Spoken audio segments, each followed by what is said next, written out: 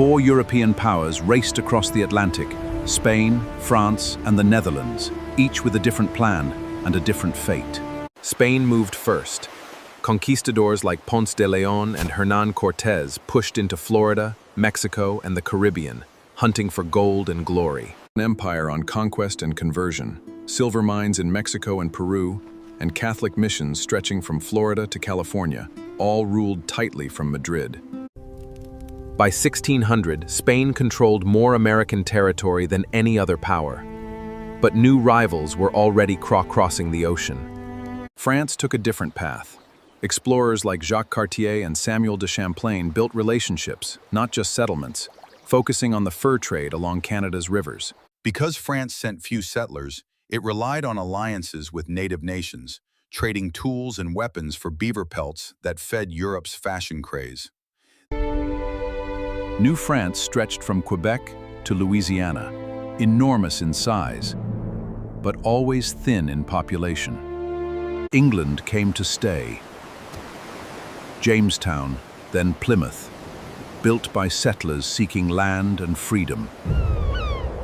Unlike Spain and France, England encouraged entire families to emigrate. Colonies grew fast, built their own local governments, and expanded aggressively onto native land. By the late 1600s, England's 13 colonies had more settlers than all other European claims in North America combined. The Dutch arrived last but built smart. Henry Hudson's voyage led to New Netherland, Billand, centered on a booming trade port, New Amsterdam.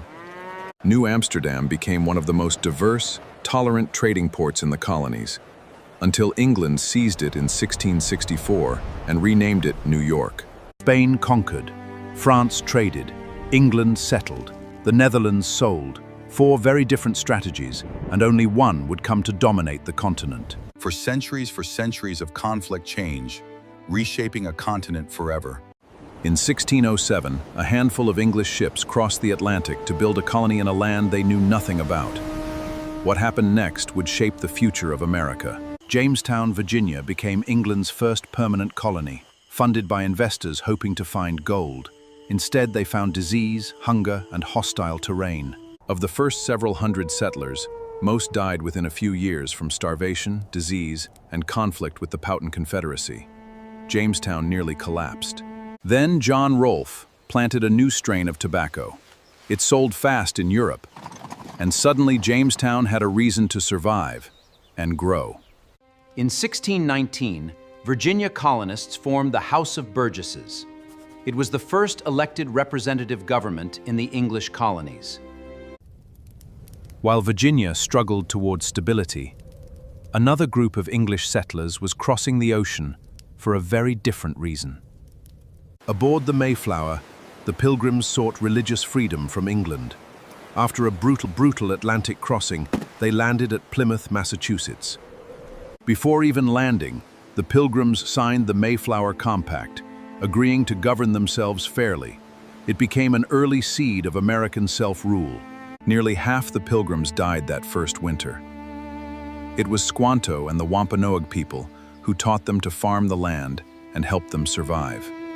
In the fall of 1621, colonists and the Wampanoag shared a harvest feast, the origin of the Thanksgiving story.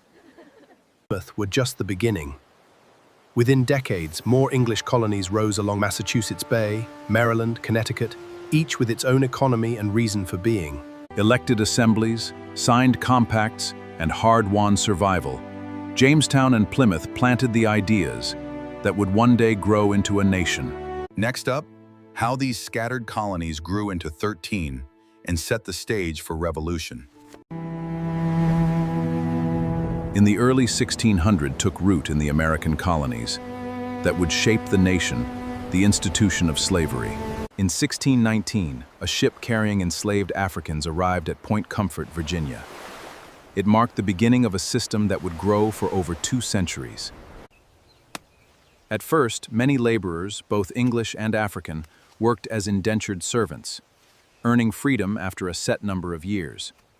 By the 1660s, colonies like Virginia and Maryland passed laws making slavery permanent and hereditary, tying a person's status to their mothers, locking As tobacco, rice, and later cotton became hugely profitable, plantation owners demanded a permanent, controllable labor force, and slavery expanded to meet that demand.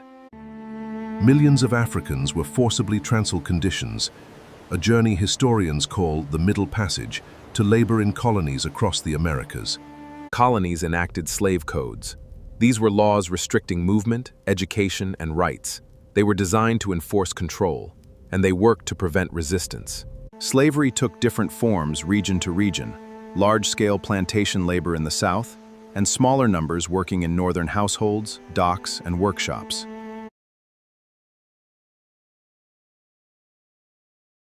From the very beginning, enslaved people resisted, through quiet defiance, preserved traditions, escape, and, at times, organized revolt.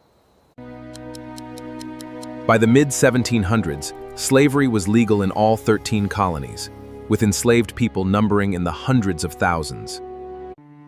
As colonists began demanding their own liberty from Britain, the contradiction of a slave-holding society built on freedom became impossible to ignore.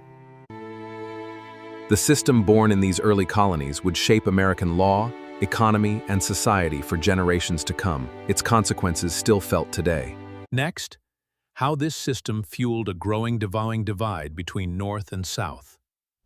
In 1754, a young officer named George Washington fired the first shots of a war that would reshape North America and drag the world's greatest empires into conflict. France and Britain both claimed the Ohio River Valley, rich farmland, and a vital trade route neither empire was willing to give up. Washington's patrol clashed with the French, sparking the war. Washington built a hasty fort, Fort Necessity, but was quickly surrounded and forced to surrender. It was a humbling start to his military career. What began as a border skirmish exploded into a global war. Britain and France were soon fighting not just in America, but across Europe, Africa, and Asia. Native nations played a critical role. Many, including the Huron and Algonquin, allied with France, while the Iroquois Confederacy largely sided with Britain. British General Edward Braddock marched his troops, in rigid European formation, straight into a forest ambush, a devastating defeat that shocked the British Empire. After early defeats, Britain rebuilt its strategy, investing more troops, money, and adopting new tactics suited to fighting in the American wilderness. In 1759, British forces scaled the cliffs outside Quebec. They defeated the French on the Plains of Abraham. This was the turning point that sealed France's fate. By 1760, Montreal had fallen, and France's hold on North America was effectively over. The 1763 Treaty of Paris ended the war. France ceded nearly all its North American territory to Britain, reshaping the map of the continent. But victory came at a price. Britain's war debt led to new taxes on the colonies, taxes that colonists resented, planting seeds for a revolution just over a decade away. The French and Indian War redrew the map of North America and set the stage for the American Revolution that would follow. Next up, how these new taxes sparked the road to revolution. In just over a decade, a string of British taxes and crackdowns turned loyal colonists mercenaries and set 13 colonies on a collision course with the world's most powerful empire. After the costly French and Indian War, Britain was deep in debt and looked to the American colonies to help pay the bill. In 1765, Britain passed the Stamp Act, taxing nearly every piece of paper colonists used, from newspapers to playing cards. Outrage spread fast. Colonists argued they had no voice in Parliament. Parliament has no right to tax us! Protests, boycotts, and riots forced Britain to repeal the Stamp Act just a year later. Britain tried again in 1767 with the Townshend Acts, taxing imported goods like glass, paint, and tea. Colonial anger only deepened. Tensions exploded in 1770 when British soldiers opened fire on a crowd in Boston, killing 5 colonists. The event became powerful propaganda for the growing resistance. Colonists began forming committees of correspondence, networks sharing news and coordinating resistance between colonies that had rarely worked together before. In 1773, Tea Act gave a British company a virtual monopoly on tea sales. Another example, colonists felt, of unchecked British control over their economy. In response, colonists disguised themselves and dumped 342 chests of tea into Boston Harbor, a defiant act that pushed the crisis toward the point of no return. Britain retaliated hard, closing Boston's port and stripping Massachusetts of self-government. Colonists called these the intolerable acts, and they backfired badly. In response, delegates from 12 colonies met in Philadelphia to coordinate a unified response, a major step toward acting as one nation. In April 1775, British troops and colonial militia clashed at Lexington and Concord, the first shots of the American Revolutionary War. From attacks on paper to shots on a village green, a decade of escalating tension had finally erupted into open war. The road to revolution was paved by taxes, protests, and a growing belief that the colonies deserved a voice, and now a nation. Next up, the Declaration of Independence and the fight for a new nation. In 1775, 13 colonies took up arms against the most powerful empire on earth, a war that would give birth to a new nation. After years of rising tension, fighting broke out at Lexington and Concord. What began as scattered resistance quickly became open war. Delegates from all 13 colonies gathered in Philadelphia, forming the Continental Army and appointing George Washington as its commander. Washington inherited an untrained, poorly supplied army and the enormous task of facing the world's most disciplined military force. Early battles brought heavy losses. Supplies ran short, soldiers went unpaid, and many questioned if the revolution could survive. In early 1776, Thomas Paine's pamphlet Common Sense argued powerfully for full independence, and it spread through the colonies like wildfire. Congress tasked him with drafting a formal declaration, a document that would explain to the world why the colonies deserved to be free. On July 4, 1776, the Continental Congress adopted the Declaration of Independence, declaring the colonies free and independent states. Its words declared that all men are created equal, with unalienable rights to life, liberty, and the pursuit of happiness, ideas that would echo for centuries. The tide turned in 1777 at Saratoga, a major American victory that convinced France to join the fight as a crucial ally. French troops, ships, and supplies gave the struggling revolution the resources it desperately needed to continue. Despite brutal winters and constant setbacks, Washington's army held together, emerging more disciplined and determined than ever. In 1781, combined American and French forces trapped the British Army at Yorktown, forcing a surrender that effectively ended the war. The Treaty of Paris in 1783 formally recognized American independence. A new nation had been born. Next up, building a nation. The Articles of Confederation and the road to the Constitution. The revolution was won, but the new United States nearly collapsed under its very first government. In 1781, the states ratified the Articles of Confederation, America's first constitution, designed to keep power firmly with the states, not a central government.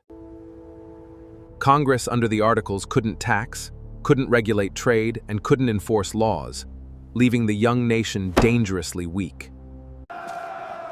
Without a stable currency or the power to tax, war debts piled up, trade between states broke down, and the economy spiraled. In 1786, indebted farmers in Massachusetts took up arms in Shays' Rebellion, a stark warning that the young government couldn't maintain order. Alarmed leaders realized the Articles simply weren't working and called for a convention to fix or replace the entire system. In the summer of 1787, delegates from 12 states gathered in Philadelphia, meant only to revise the Articles, but destined to write something entirely new. George Washington presided over the convention, while James Madison arrived with a detailed plan that would shape the entire debate. Delegates clashed fiercely. Should representation be based on population, or should every state have equal say? The disagreement nearly broke the convention apart. The solution became the Great Compromise, a two-house Congress, with the House based on population and the Senate giving every state equal votes. Delegates also debated how enslaved people would count toward representation, a painful compromise that left deep contradictions unresolved. After months of intense debate, delegates signed the U.S. Constitution. A new framework. The Constitution still needed approval from the states, sparking fierce public debate between Federalists and Anti-Federalists before it was finally ratified in 1788. This new constitution would go on to become the foundation of American government. Next up, the Bill of Rights. Subscribe and hit the bell.